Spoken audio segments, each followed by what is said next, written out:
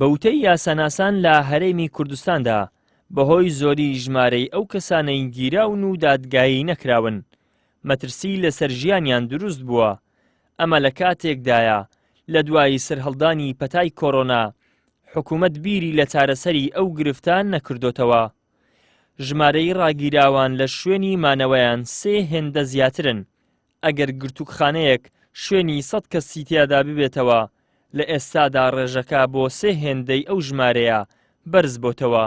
پارێزەرێکیش دەڵێت بەشێک لە دادوەرەکان ئەو دەسەڵاتی خۆیان بەکار ناهێنن تاکو بەندکراوان و گیراوان لە بەندینخانەکاندا کەم بکەنەوە.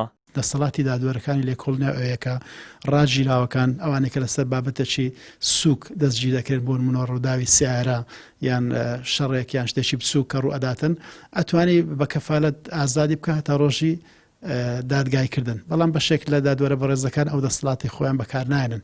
ئەوەش بۆتە هۆی ئەوەی کە خەڵکێک کە توش بە قەزا و قەدەر تووشی کێشەیەک دەبێتن چەند مانگێک ماوەیەک لە زیندان بمێنێتەوە لەگە کەسانی خراپ حکم دراو لەوێ تێکەڵ ئەبی لەگەڵ ئەوانە هەندێک کەسێ لەوێ تووشی نەخۆشی بووە لەوێ تووشی عادەتی خراپ بووە بێزگە لەو زەڕ و زیانە مادیانێک کە تووشی ئەو کەسە دەکەوێت زەڕ و زیانە معنەویەکان کە تووشی سومعی ئەکەوێ بێجگە لەو جەنجالیە زۆرێک کە لە زیندانەکان دروست ئەبێ ئەو مەسرەفە زۆرەی کە حکوومەت ئەبێ لە زیندانەکان بیکە هەموو ئەو کێشانە دەتوانرێت چارەسەر بکرێن ئەگەر دادوەرە بەڕێزەکان لەم بابەتە نەرمی بنوێنن دەسەڵاتی خۆیان بەکاربێنن ئەگەر هاتوو ڕاگیراوێک لەسەر بابەتێکی سووک بوو و مەترسی هەڵاتنی نەبوو و کەفالەتێکی باشی هەبوو بۆ گەڕانەوە بۆ ڕۆژی دادگایکردن ئەوانە ئازاد بکرێن باشە.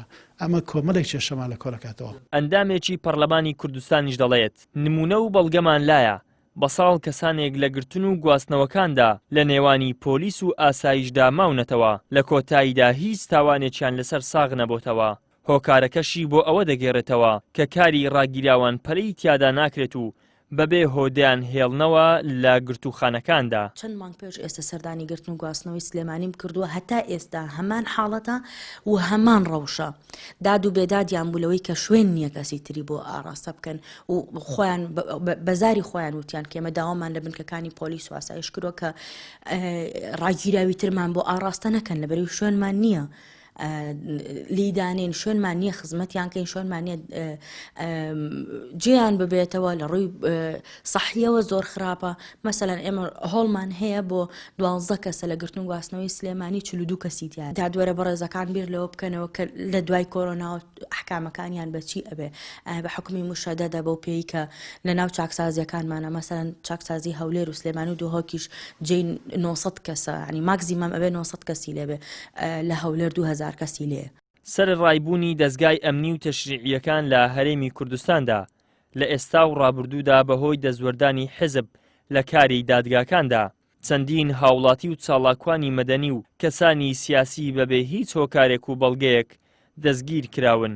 بەشێکی زۆری ئەو کەسانش لەسەر کەمترین ماف و ناڕەزایەتیەکان دەستگیر کراون کە ئەویش داوای موچە و باشکردنی ڕەوشی مافەکانی مرۆڤە لە هەرێمی کوردستان.